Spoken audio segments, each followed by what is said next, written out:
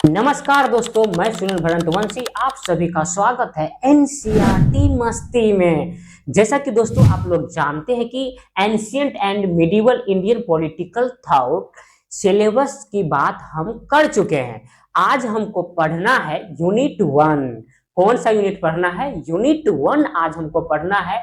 Unit 1 का नाम है foundation of Indian political thought. ओहो, foundation of Indian political thought ये पढ़ना है यूनिट 1 में। इसमें क्या पढ़ना है बता दो भाई। सबसे पहले हमको चर्चा करना है भारतीय चिंतन का अर्थ। अर्थ क्या होता है। उसके बाद सेकेंड पॉइंट में हम चर्चा करेंगे भारतीय राजनीतिक चिंतन का जानने का स्रोत क्या है, सोर्स क्या है। ठीक है। सेकेंड थर्ड पॉइंट में हम पढ़ेंगे भारतीय चिंतन का फीचर्स, विशेषता। विशेषता क्या है, उसके बाद क्या करेंगे, निष्कर्ष पर चर्चा करेंगे। तो चलिए आइए दोस्तों पढ़ते हैं भारतीय राजनीतिक चिंतन। भारतीय राजनीतिक चिंतन या चिंतन का मतलब विचार भी आप कह सकते हो। मैं अभी जस्ट समझेंगे चिंतन का मीनिंग क्या होता है, चिंतन आखिर किसको कहेंगे। क्या चिंतन का मतलब चिंता करना होता है? नहीं नहीं नहीं नहीं, चिंतन का मतलब चिंता करना नहीं होता है। मतलब भारतीय राजनीतिक चिंतन के आधार या नींव या बुनियादी, ये भी आप कह सकते हो। तो मतलब पहले आप ये समझो। सबसे पहले जैसा कि दोस्तों पिछले वीडियो अगर आप देख चुके हैं तो बहुत अच्छा है, अगर नहीं देखे हैं तो प्लीज उस वीडियो को जाकर आप देख सकते हैं। देखिए होता है क्या अक्सर भारतीय राजनीतिक चिंतन, भारतीय राजनीतिक चिंतन या पश्चिमी राजनीतिक चिंतन आप दोनों कह सकते हो। फॉर एग्जाम्पल आप समझो ऐसे, भारतीय सॉरी भारतीय राजनीतिक चिंतन मान लो ये है और ये पश्चिमी राजनीतिक चिंतन है। दोनों सोचते हैं। चिंतन का मतलब होता है गहराइयों से सोचना। चिंतन का मतलब होता है डीपली लेवल जाकर सोचना। ठीक है। और मान लो कोई समाज में समस्या है, उस समस्या को समाधान करने के लिए चिंतन करना पड़ता है। चिंता हर कोई करता है, चिंता हर कोई करता है, चिंता हम लोग भी करते हैं, चिंता सभी करते हैं। ठीक है। लेकिन चिंतन कोई कोई करता है। चिंतन का मतलब गहराई से सोचना, डीपली लेवल जाकर सोचना। समझ गए। तो ये वेस्टर्न थिंकर, ये इंडियन थिंकर। वेस्टर्न थिंकर कहता है कि जैसे वेस्टर्न थिंकर क्या सोचते हैं कि जस्टिस क्या है, जस्टिस क्या है, राज्य को संचालित कैसे किया जाए, समानता क्या है, स्वतंत्रता क्या है, ये वेस्टर्न थिंकर सोचते हैं। इंडियन थिंकर भी जरूरी नहीं है कि ये केवल वेस्टर्न थिंकर सोचते हैं, इंडियन थिंकर भी सोचते हैं। इंडियन थिंकर क्या सोचते हैं? इंडियन थिंकर भी सोचते हैं कि राज्य को संचालित कैसे किया जाए, समाज को संचालित कैसे किया जाए। ठीक है। राज्य की उत्पत्ति कैसे हुई, सोशल कॉन्ट्रैक्ट, देवीय सिद्धांत, हम चर्चा करेंगे आगे। उसके बाद ये इंडियन थिंकर भी सोचते हैं, लेकिन वेस्टर्न थिंकर इंडियन थिंकर को हमेशा इग्नोर करते हैं। क्यों? ये वेस्टर्न थिंकर का मानना है कि भाई तुम्हारे पास ज्ञान नहीं है, तुम्हारा तो सामान्य विचार है, लेकिन ऐसा बात नहीं है।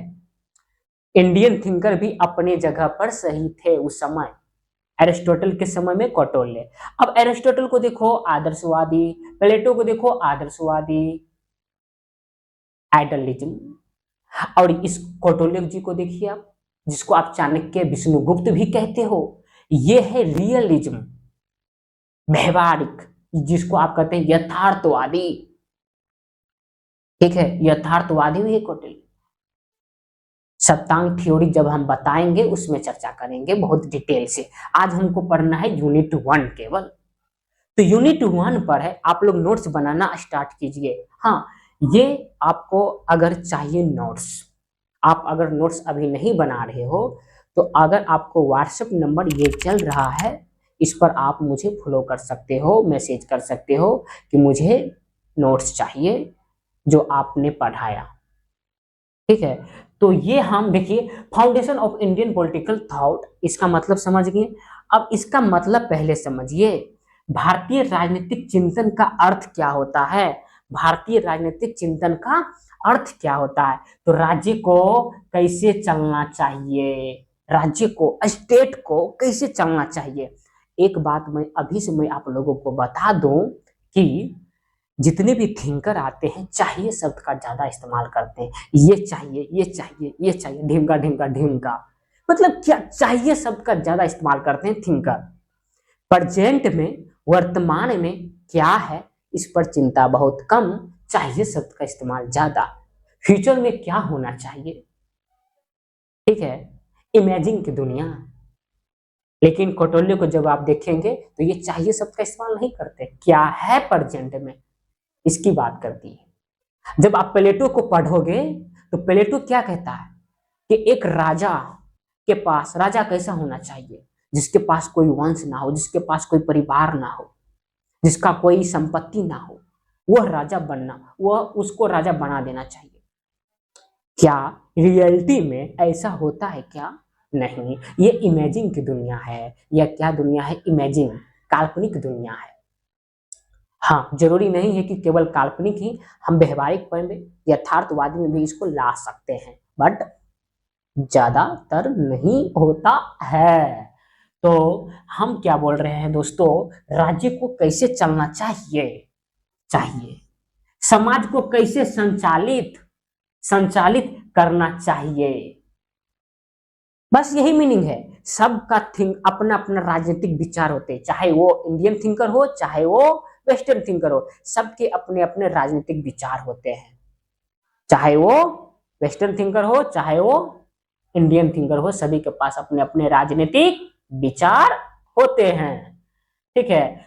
तो राज्य को कैसे चलना चाहिए, समाज को कैसे संचालित करना चाहिए, न्याय क्या है, स्वतंत्रता क्या है, समानता क्या है, और राज्य की उत्पत्ति कैसे हुई, राज्य की उत्पत्ति कैसे हुई, स्टेट की ओरिजिन कैसे हुआ, इन सब सवालों को जानने के लिए आपको राजनीतिक थिंकरों को पढ़ना पड़ेगा, पॉलिटिकल थिंकरों को पढ़ना पड़ेगा, चाहे वो वेस्टर्न थिंकर हो चाहे वो इंडियन थिंकर हो। बट इस क्लास में हम केवल इंडियन थिंकर की बात करेंगे, क्योंकि ये जितना भी आपका ancient and medieval Indian political thought, ये आपका इंडियन थिंकर पर ही जोर है। ओके, बात समझ में आ रही है? अगर बात समझ में आ रही है तो एक ये तो बनता है, ठीक है। उसके बाद अगर आप हाँ, स्टार्टिंग कैसे कीजिएगा, क्वेश्चन कैसे आ सकता है, क्वेश्चन, प्रश्न कैसे आ सकता है, प्रश्न आ सकता है, मैं लिखा हूं प्रश्न को आपको, भारतीय राजनीतिक चिंतन के विकास विशेषता क्या है और जानने का स्रोत क्या है, ठीक है, जानने का स्रोत क्या है, बस। तो जब आप स्टार्टिंग करेंगे भारतीय राजनीतिक चिंतन का अर्थ, यही से स्टार्टिंग कीजिएगा, तो कहेंगे भारतीय राजनीतिक चिंतन का अर्थ होता है राज्य को कैसे चलना चाहिए, समाज को कैसे संचालित करना चाहिए, न्याय क्या है, स्वतंत्रता क्या है, समानता क्या है, स्टेट की उत्पत्ति कैसे हुई। इन सब शब्दों से आप आरंभ कीजिएगा, आप स्टार्ट करेंगे। बात समझ में आ रही है? लेकिन लेकिन लेकिन लेकिन लेकिन क्या, लेकिन इन सभी की जानकारी हमें कहां से मिलती है, आगे हम दूसरा सेकेंड पॉइंट पर अब चर्चा करेंगे। इन सब की जानकारी हमें कहां से मिलती है, इन सब की जानकारी हमें कहां से मिलती है, इन सब की जानकारी हमें कहां से मिलती है, राज्य की उत्पत्ति कैसे हुई, न्याय क्या है, स्वतंत्रता क्या है, समानता क्या है, बंधुत्व क्या है, और जितने भी है समाज को कैसे संचालित करना चाहिए, इन सब की जानकारी हमें कहां से मिलती है। तो आप कहेंगे गुरुजी कहां से मिलती है पता नहीं, तो इन सब की जानकारी वेद से मिलती है, इन सब की जानकारी स्मृतियां से मिलती है, जैसे मनु स्मृति, बृहस्पति, शुक्र, कौटिल्य के अर्थशास्त्र, ठीक है, जैसे ऋग्वेद, सामवेद, यजुर्वेद, अथर्ववेद, इन सब आप ग्रंथों को जब आप पढ़ोगे, जब आप पढ़ लेंगे तो आपको पता चलेगा यार यहाँ से ये सारे जानकारी मिलता है। इंडियन थिंकर को आप कहाँ देखोगे ना, कहाँ कहाँ देखेंगे, तो आप इंडियन थिंकर को देखने के लिए आपको वेद को पढ़ना पड़ेगा। ठीक है, ऋग्वेद, सामवेद, यजुर्वेद, अथर्ववेद। ब्राह्मण ग्रंथ को पढ़ना पड़ेगा, ऐतरेय ब्राह्मण ग्रंथ, शतपथ ब्राह्मण ग्रंथ। ब्राह्मण ग्रंथ क्या होता है अभी जस्ट हम चर्चा करेंगे। तो मतलब ये पॉइंट खत्म। पॉइंट क्या खत्म हुआ कि भारतीय राजनीतिक चिंतन का अर्थ, मीनिंग क्या होता है ये हम समझ लिए। ये आप बना बना कर लिख लीजिए। उसके बाद अब हम चर्चा करेंगे इन सब की जानकारी हमें कहाँ से मिलती है। सेकेंड पॉइंट, इस पर अब हम चर्चा करेंगे। तो दोस्तों, source of Indian political thought, भारतीय राजनीतिक विचार के स्रोतों पर एक अवलोकन डालना है, अवलोकन करना है। आप जानते हो इंडियन थिंकरों के बारे में, तो कैसे जानते हो, सोर्स क्या है, जानने का आधार क्या है। ठीक है, इन सब विषयों जैसे कि राज्य को कैसे संचालित करना चाहिए, समाज को कैसे संचालित करना, तमाम तरह के सवाल जो थे आपको उत्तर मिल गया था। इसका आपको जवाब कैसे जानते हो, जानने का सोर्स क्या है, जानने का सोर्स क्या है, स्रोत क्या है। तो आप कहेंगे जनाब इनके स्रोत, तीन स्रोत है। देखिए आप लोग सोचिए, आप लोग वेद का नाम सुने होंगे। वेद, वेद माने चार वेद होते हैं, ऋग्वेद, सामवेद, यजुर्वेद, अथर्ववेद। आप लोग हमको याद नहीं होता है, चार बार रिपीट कीजिए मेरे साथ। ऋग्वेद, सामवेद, यजुर्वेद, अथर्ववेद। ऋग्वेद, सामवेद, यजुर्वेद, अथर्ववेद। बोलिए ऐसे है प्रैक्टिस। वाह, बहुत अच्छा, गुड। तो इस तरीके से आप अगर प्रैक्टिस करेंगे तो आपको याद हो जाएगा। तो आप वेद को जब आप पढ़ोगे तो आपको पता चलेगा कि राजनीतिक, भारतीय राजनीतिक चिंतन इस तरीके से थे। ठीक है, तो आपको पता चलता है। तो वैसे ही पुराण, पुराण को जब आप पढ़ोगे कुछ मामले में, तो आपको पता चलेगा कि भारतीय राजनीतिक चिंतन के विचार के बारे में आपको पता चलेगा। उसके बाद बौद्ध साहित्य पढ़िए, जैन साहित्य पढ़िए। जैसे बौद्ध साहित्य कौन सा हो गया, सुक्त पिटक, विनय पिटक, अभिधम्म पिटक, इसको त्रिपिटक भी कहा जाता है। जैन में भी बहुत सारे पुस्तक है, जैसे अंगुत्तर निकाय, हाँ नहीं नहीं सॉरी, भगवती सूत्र। कौन सा है, भगवती सूत्र, जैन साहित्य। तो ये भी आप जब हम लोग पढ़ते हैं तो हम लोग तो पूरा हम लोगों को पूरा पढ़ना नहीं है, सिर्फ ब्रीफ में देखना है। इन सब पर हम चर्चा करेंगे, एक एक को उठाकर चर्चा करेंगे, बस ब्रीफ में चर्चा करेंगे। ठीक है, यूनिट 1 है। यूनिट 1 थोड़ा है डिफिकल्ट, लेकिन बहुत बढ़िया है। अगर आप यूनिट 1 को समझ लेते हो तो समझिए कि पूरा सिलेबस हम 11 यूनिट है ना, 11 यूनिट पर आप एनालिसिस कर चुके हैं। ठीक है, विश्लेषण कर दिए, मतलब विश्लेषण हो गया आपका। बात समझ में आ रही है। तो ये बात है महाकाव्य। तो महाकाव्य भारत में दो है, जैसे महाभारत और रामायण। तो सभी महाभारत देखे हैं बहुत अच्छे तरीके से, थोड़ा हम इस पर ब्रीफ में चर्चा कर लेंगे। उसके बाद मनुस्मृति, तो मनुस्मृति भी मनु लिखते हैं, इसमें भी हम चर्चा करेंगे। यहाँ से भी पता चलता है कि भारतीय राजनीतिक चिंतन के विचार किस तरीके से थे, वेस्टर्न थिंकर से किस तरह से अलग थे। ठीक है, पता चलता है। उसके बाद उपनिषद, 108 उपनिषद होता है ना जी, तो 108 उपनिषद, जैसे छांदोग्य उपनिषद, मुंडकोप उपनिषद।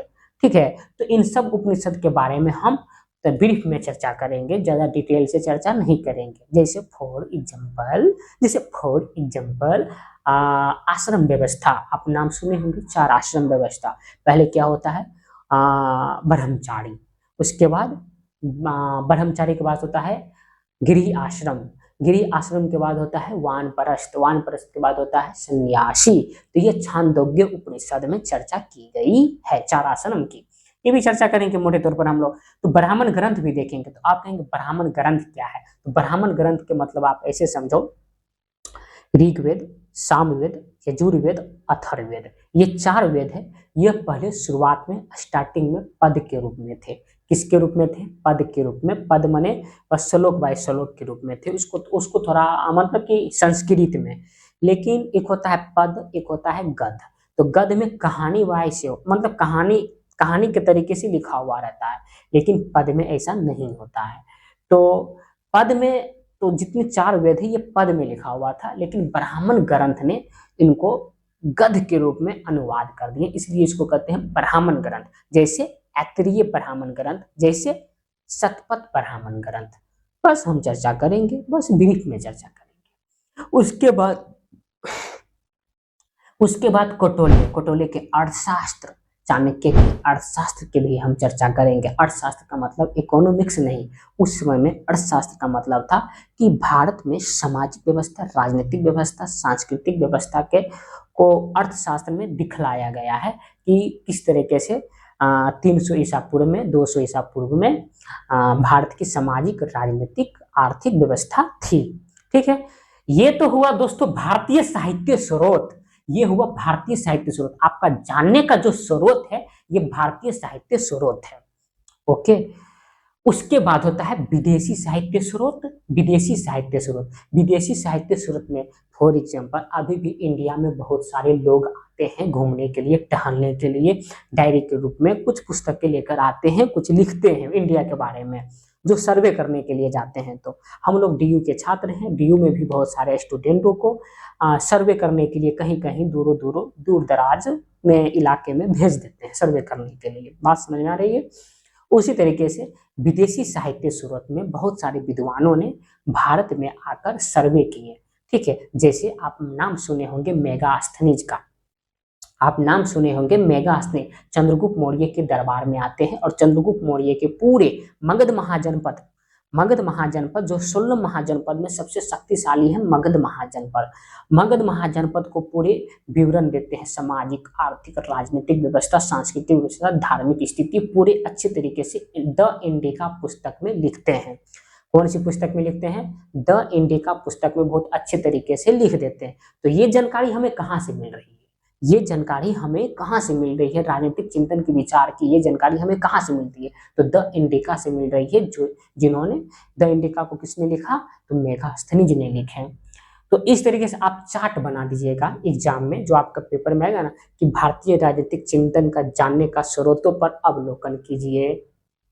इस तरीके से क्वेश्चन आएगा, तो आप ऐसे चार्ट बनाकर लिखिए। पहले राजनीतिक चिंतन का अर्थ क्या होता है, राजनीतिक चिंतन का जानने का स्रोत 3 है। भारतीय साहित्य स्रोत, भारतीय साहित्य स्रोत में वेद, पुराण, बौद्ध, जैन साहित्य, महाकाव्य में महाभारत और रामायण, मनुस्मृति, उपनिषद तथा ब्राह्मण ग्रंथ, कौटिल्य के अर्थशास्त्र, ये हो गया भारतीय साहित्य स्रोत। और ये रहा आपका विदेशी साहित्य स्रोत। विदेशी साहित्य सोर्स में आप सिकंदर के राजा हुआ करते, जो कि विश्व विजेता भी कहा जाता है। तो सिकंदर के पूर्व एक है व्यक्ति का नाम है, थोड़ा नाम कठिन है बट बढ़िया है, वही बात है। तो स्काईलैक्स बोलिए आप 4 बार 5 बार बोलिए, स्काईलैक्स गुड। तो स्काईलैक्स ऐसे जब आप बोलते हो तो ये भी बहुत सारे किताब लिखते हैं।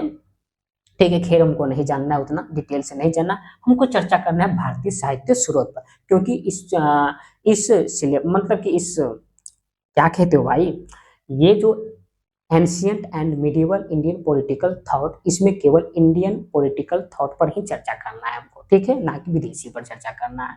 तो मेगास्थनी के द इंडिका में भी चर्चा की गई है। फाहियान हवेनसांग, इन्होंने बौद्ध धर्म को जानने के लिए, गौतम बुद्ध को जानने के लिए इन्होंने चीन से आए थे, नालंदा विश्वविद्यालय में, जो कि बिहार में है। उसके बाद है तीसरा है पुरातात्विक स्रोत। पुरातात्विक स्रोत क्या होता है? आर्कोलॉजिस्ट, ऐसे ही कुछ होता है। तो पुरातात्विक स्रोत में हम अभिलेख के बारे में जानते हैं, भवन के बारे, अभिलेख पर भी जो पत्थरों पर लिखा हुआ रहता है उसको कहते हैं अभिलेख। ठीक है, तो ये अभिलेख पर भी लिखा हुआ रहता है भारतीय राजनीतिक चिंतन के बारे में। ठीक है, उसके बाद भवन पर भी लिखा हुआ रहता है, मूर्तियां में भी लिखा हुआ रहता है, और स्तूप पर भी, जैसे कि सांची का स्तूप। तो ये हमको पढ़ना है। पहले वेद पर चर्चा करेंगे, पुराण पर चर्चा करेंगे, बौद्ध जैन साहित्य, महाकाव्य, मनुस्मृति, उपनिषद और ब्राह्मण ग्रंथ और कौटिल्य के अर्थशास्त्र। ये जो दोनों है विदेशी साहित्य स्रोत और पुरातात्विक स्रोत, बस इतना ही इनको रखना है, ज्यादा इसको डिटेल से चर्चा नहीं करना है मुझे, और आप लोगों को भी चर्चा नहीं करना है। बस सिर्फ इनको लिख दीजिए पेपर में, जानने का स्रोत क्या है बस। अगर 10 नंबर का है, 20 नंबर का है, 18 नंबर का, तो फुल में फुल नंबर आएगा। ठीक है, ये जो वेद है, ये भी वेद भारतीय राजनीतिक चिंतन जानने का एक स्रोत है। जैसे आप लोग जानते हैं कि 4 वेद है। कितने वेद है? 4 वेद है। कौन कौन सा वेद है? कौन कौन सा वेद है? आप लोग नाम बोलिए एक बार, बोलिए। ऋग्वेद, सामवेद, यजुर्वेद, अथर्ववेद, ऐसे आप याद कीजिए। तो ऋग्वेद, सामवेद, यजुर्वेद, अथर्ववेद, इन चारों वेदों में भारत के प्राचीनतम धार्मिक ग्रंथ माने जाते हैं। तो भारत के प्राचीनतम धार्मिक ग्रंथ माने जाते हैं।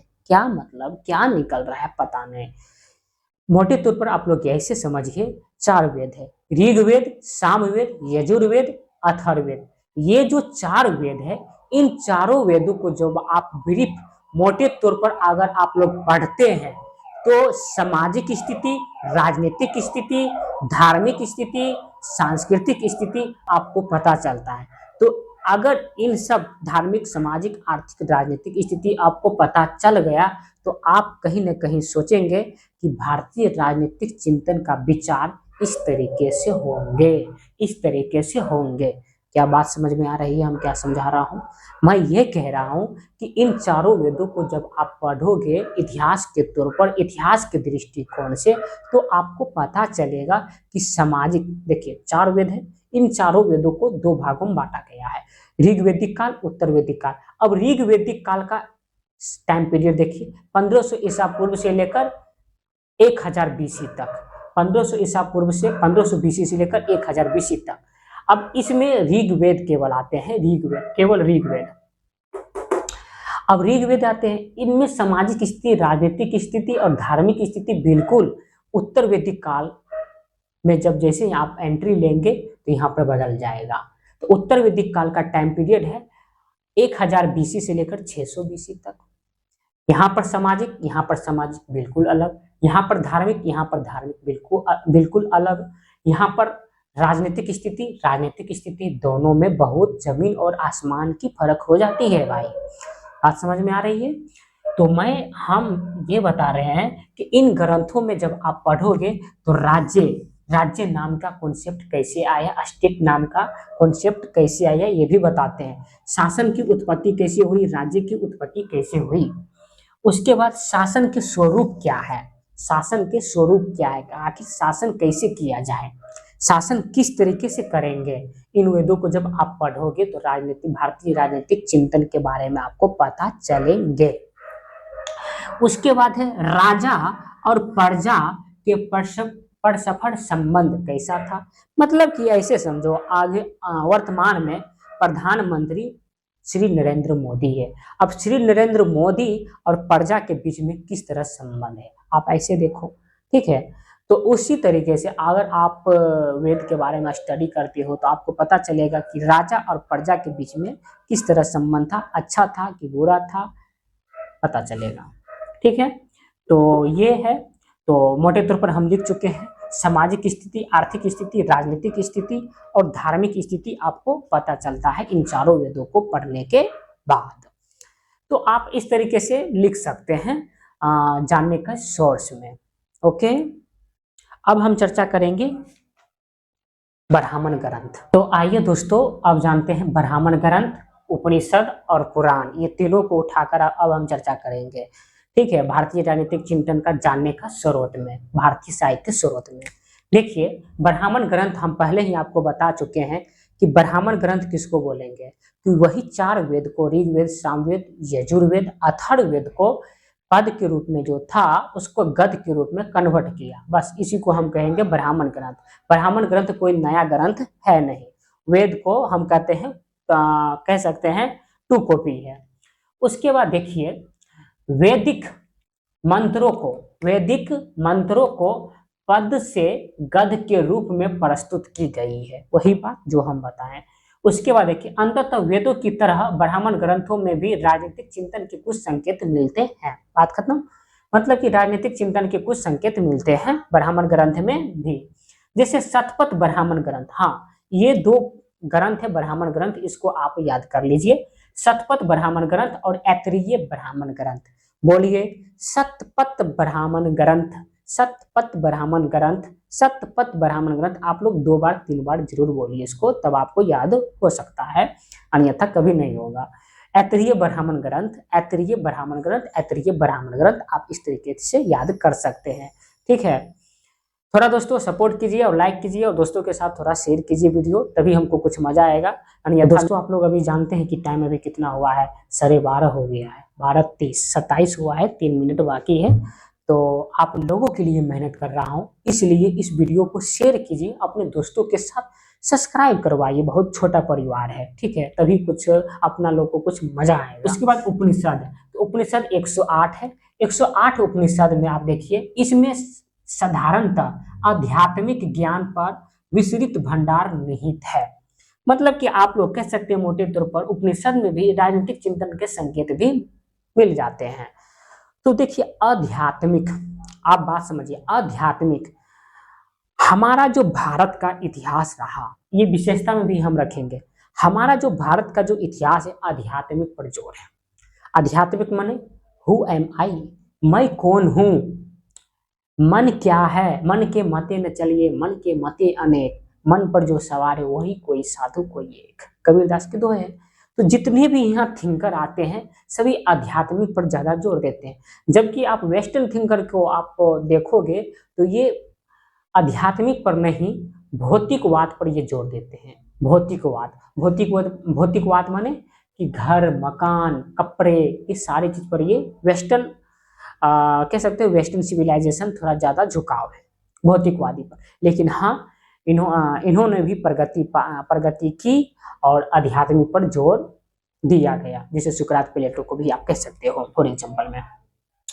तो हम पुराण के पढ़ते हैं, सॉरी उपनिषद को देखते हैं। उपनिषद में भी आध्यात्मिक पर जोर रहा, हमारा भारत का इतिहास ही रहा आध्यात्मिक पर जोर। उसके बाद जब आप पुराण पढ़ोगे, पुराण में ज्यादातर कुछ नहीं है, ज्यादातर माथा पच्ची नहीं करना है, देवी देवताओं और विष्णु और अवतारों की कथाओं का रोचक विवरण धार्मिक श्रद्धा प्रस्तुत की गई है। बस आप लोग जितने भी पुराण के बारे में जानते हैं इसमें लिख डालिए, ज्यादा नहीं लिखना है, ठीक है, ज्यादा नहीं लिखना पुराण के बारे में, बस जितना है उतना ही लिखिए। देवी देवताओं को कथाओं को रोचक विवरण धार्मिक श्रद्धा को प्रस्तुत किया गया है बस। उसके बाद जैसे आप लोग कह सकते हैं इम्पोर्टेंस, इसको थोड़ा ध्यान दीजिए, नंद वंश, पुराणों में नंद वंश, मौर्य वंश और गुप्त वंश की चर्चा की गई है। आप इस तरीके से लिख सकते हो। तो दोस्तों ये लास्ट चार्ट है, इसके बाद हम लेकर नहीं आएंगे। उसके बाद देखिए बौद्ध और जैन साहित्य भी, बौद्ध और जैन साहित्य भी, इसको पढ़ने से पहले आप ऐसे समझो, बौद्ध और जैन साहित्य भी कहते हैं कि एक राज्य को कैसे चलना चाहिए, स्टेट क्या है, राजा में क्या क्या गुण होना चाहिए, ठीक है, बौद्ध और जैन साहित्य भी बताते हैं। इन जैसे बौद्ध साहित्य क्या है, सुक्त पिटक, धम्म पिटक, विनय पिटक, इन तीनों बौद्ध ग्रंथों को हम कहते हैं त्रिपिटक भी कहते हैं। क्या कहते हैं? त्रिपिटक। तो विनय पिटक, अभिधम्म पिटक और सुक्त पिटक, इन तीनों ग्रंथों को क्या कहते हैं? त्रिपिटक। इन तीनों पुस्तक में या इन तीनों धार्मिक ग्रंथ में, बौद्ध धार्मिक ग्रंथ में जब आप पढ़ते हो तो राज्य को कैसे चलना चाहिए, युद्ध की नीति क्या होना चाहिए, बहुत बढ़िया तरीके से बताते हैं। उसके बाद जैन साहित्य को जब हम लोग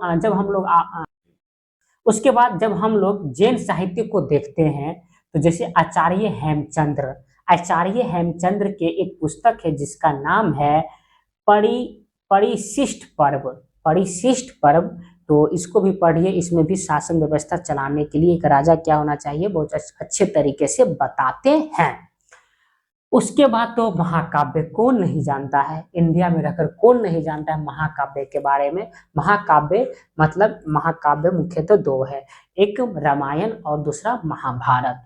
तो महाकाव्य की परंपरा में महर्षि वाल्मीकि, ठीक है, महर्षि वाल्मीकि की पुस्तक रामायण, महर्षि वेद व्यास की पुस्तक महाभारत सबसे महत्वपूर्ण है। आप लोग भी जानते हैं पांडव और कौरव के बीच में युद्ध चल रहा था, आप लोग भली बात जानते हैं, हम डिटेल से चर्चा नहीं करेंगे।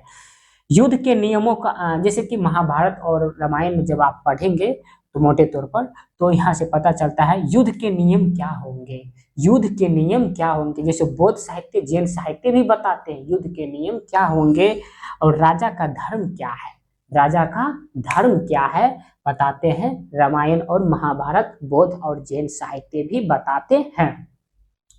स्मृतियां को आप लोग देख लीजिए, स्मृतियां भी यह भी मुख्यतः धार्मिक ग्रंथ है, ठीक है, धार्मिक ग्रंथ है।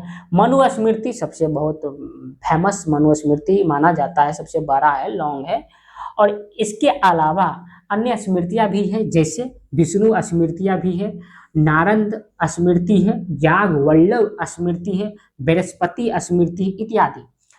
इसमें क्या है, दंड नीति, राजधर्म के सिद्धांतों पर प्रकाश डाला है।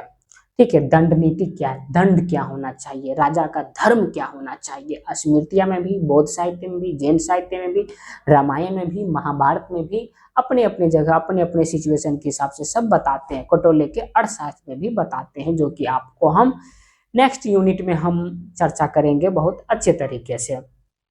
तो दोस्तों ये रहा यूनिट 1। यूनिट 1 अभी समाप्त नहीं हुई है। यूनिट 1 केवल हम चर्चा किए हैं क्या, भारतीय राजनीतिक चिंतन का अर्थ क्या होता है ये समझें, भारतीय राजनीतिक चिंतन का जानने का सोर्स क्या है, source of Indian political thought, ये पढ़े हम सिर्फ डिटेल से पढ़े हैं। इतना अगर आप लिख देते हैं, क्वेश्चन कैसे आएगा, भारतीय राजनीतिक चिंतन का अर्थ एवं विशेषताओं को